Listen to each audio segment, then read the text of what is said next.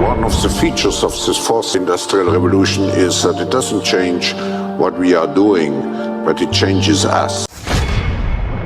The difference of this fourth industrial revolution is it doesn't change what you are doing, it changes you. If you take genetic editing, right.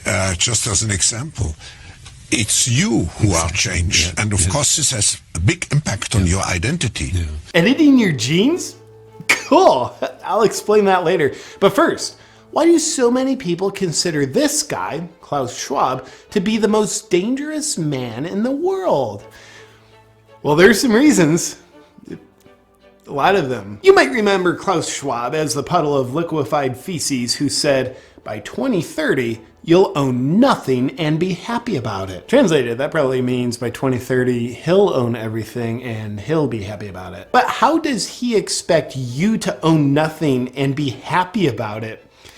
Oh, he's got a plan. Now, I'll tell you about it in a minute. But before I do, a little bit about Klaus Schwab. He's the author of COVID-19, The Great Reset.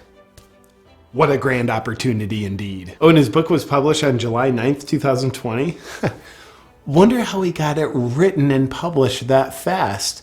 It's almost like maybe he pre-wrote it before he started the pandemic. I mean, before the pandemic started. Old Klaus is also the founder and chairman of the World Economic Forum, an organization that faces the public with very noble sounding goals of creating a better world. Fear-mongering about climate change and disease are big goals of theirs. Welcome to Davos. Just park your private jet over there and then go inside and pretend to be concerned about climate change. Klaus and the World Economic Forum want a worldwide digital ID system that determines your access to goods and services. It would monitor your online behavior, purchases, and biometrics. It kind of seems like he just wants to do away with the whole democratic process and give all the power to the state and whoever runs the state, the deep state.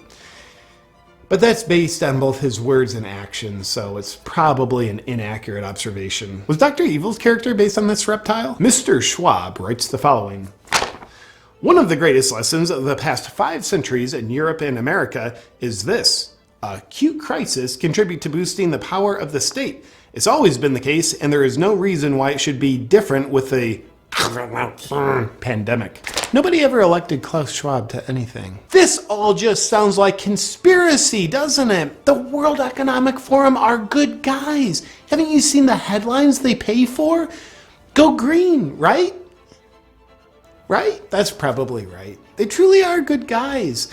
Accordingly, you'll be excited to hear that the lineup of World Economic Forum speakers at their annual gathering of elites in Davos included such benevolent humanitarians like Xi Jinping, the leader of the Chinese Communist Party, who's currently committing genocide, Anthony Fauci, who's arguably currently involved in crimes against humanity, and Bill Gates, who's arguably currently involved in crimes against humanity, and Australian Prime Minister Scott Morrison, who's arguably currently involved in crimes against humanity. What a great lineup! But my favorite Economic Forum speaker of all time is this reptile, Klaus Schwab's top advisor, Dr. Yuval Noah Harari. Let's see what he has to say. Data might enable human elites to do something even more radical than just build digital dictatorships. By hacking organisms, elites may gain the power to re-engineer the future of life itself. Because once you can hack something, you can usually also engineer it. Elites hacking organisms and re-engineering life itself? Well, he's not talking about doing that to people, is he? Now, in the past, many tyrants and governments wanted to do it, but nobody understood biology well enough, and nobody had enough computing power and data to hack millions of people. Neither the Gestapo nor the KGB could do it. But soon, at least some corporations and governments will be able to systematically hack all the people. Well, I guess he was talking about doing that to people. All people, to be specific. And if indeed we succeed in hacking and engineering life, this will be not just the greatest revolution in the history of humanity. This will be the greatest revolution in biology since the very beginning of life 4 billion years ago. For 4 billion years, nothing fundamental changed. Not playing God, are you? Because that usually works out super well. Science is replacing evolution by natural selection with evolution by intelligent design. Not the intelligent design of some god above the clouds. Oh, you are playing God. Say more. Evolution by natural selection with evolution by intelligent design. Not the intelligent design of some god above the clouds, but our intelligent design and the intelligent design of our clouds. The IBM cloud, the Microsoft cloud, these are the new driving forces of evolution. Gosh, you wouldn't by chance have a plan in place on how to control people with your cloud technology, would you? And that plan isn't by chance already being implemented, is it? Today, we have the technology to hack human beings on a massive scale. Oh, so you could implement it. In this time of crisis, you have to follow science. It's often said that you should never allow a good crisis to go to waste. Sounds familiar. And I guess you are implementing it already. Didn't anyone bother telling this guy not to say any of this out loud on camera? It's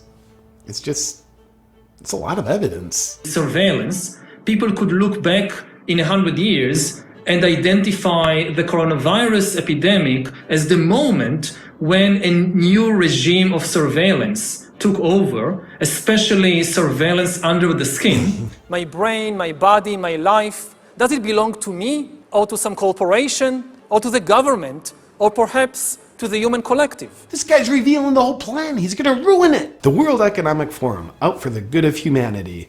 You'll own nothing, not even your own DNA, if we have our way. Now for some additional fun facts about Klaus Schwab and the World Economic Forum. They've got a Young Leaders Program, which is a 5-year indoctrination program into their principles. The goal of the program is to create world leaders who don't answer to their people because they don't care about them. They answer to their bosses at the World Economic Forum. Graduates of the program include admirable world leaders that are suspiciously in lockstep with the Great Reset, such as Justin Trudeau, Francis Macron, and Mark Zuckerberg. Sponsoring partners of the World Economic Forum's Young Global Leaders program have been the Bill and Melinda Gates Foundation and Google. I wonder why Google censors and shapes information to be in exact support of the World Economic Forum's narrative. Oh, another fun fact, the World Economic Forum is predicting a worldwide cyber attack. I'm pretty much a wizard at predicting the things I'm gonna do too. The very concerned Schwab believes the cyber attack could bring a complete halt to our power grid, transportation, hospital services, and to our society as a whole. The World Economic Forum then simulated the cyber attack. Simulated or planned?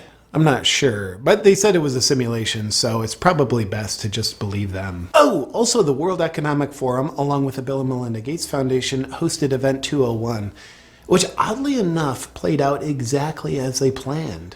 Or simulated, or whatever. Let's move on. And here's a picture of Klaus Schwab sitting in front of his statue of Vladimir Lenin. I wonder why he's got a statue of one of the most murderous world leaders in history. Lenin killed an estimated 5 million people. And finally, remember Schwab's whole thing about you'll own nothing and be happy about it?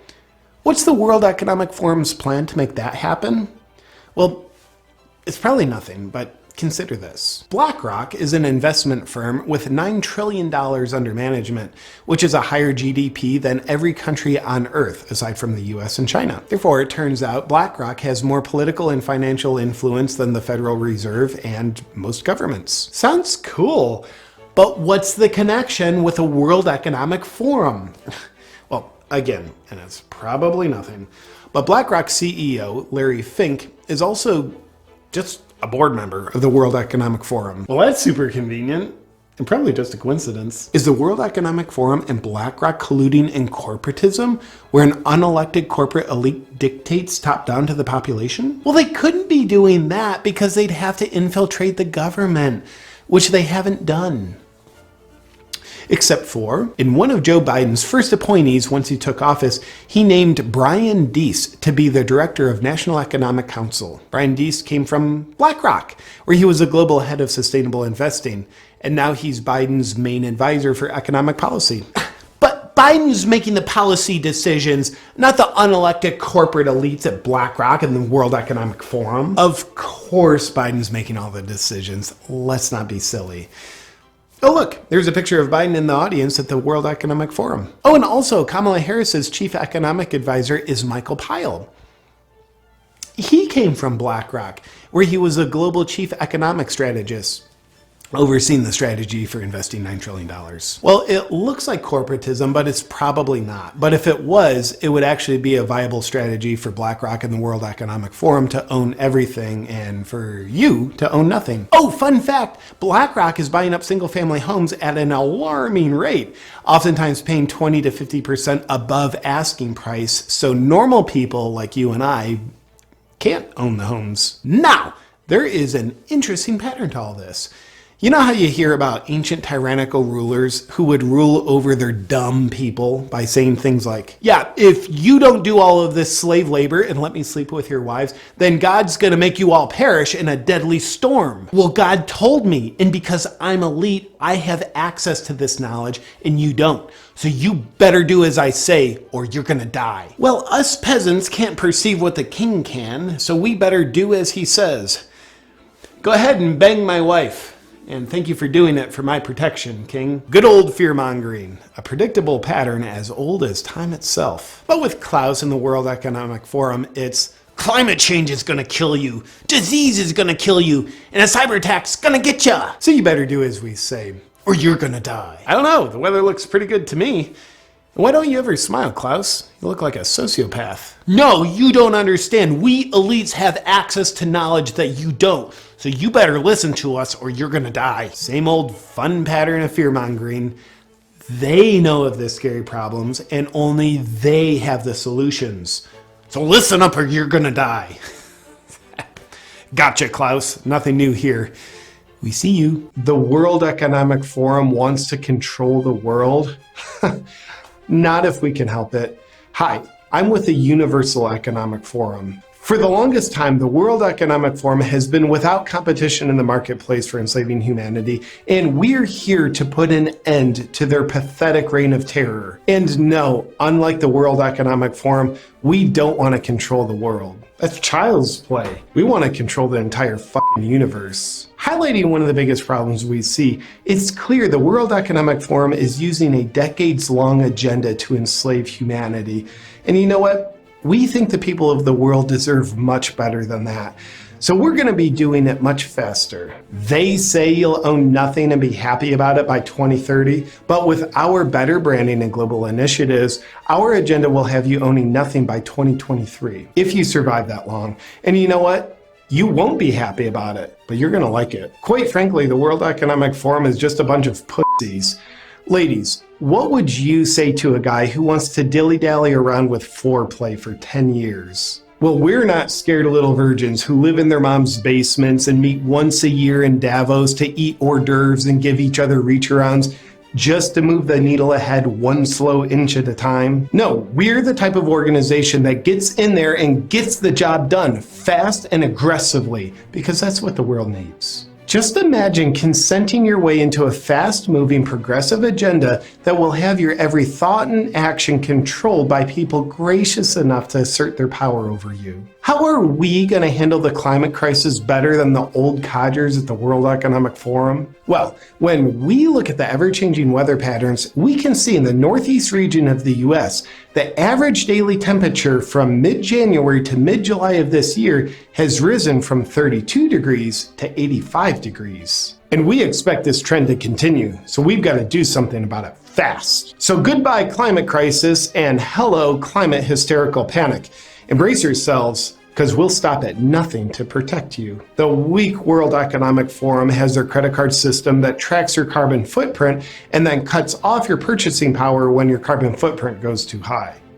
That, with our system, we're just going to cut your head off. But you can have peace of mind in your decapitated head knowing we only use an environmentally friendly zero emissions guillotine system to end your life. Because we actually care about the climate and truly want to protect you. Now, in the true fashion of a democracy, our carbon footprint tracking system through your credit card is completely voluntary. And we're making the volunteering aspect of it mandatory because time is running out. People look at Klaus Schwab and wonder, does he have a little bit of reptile DNA in him?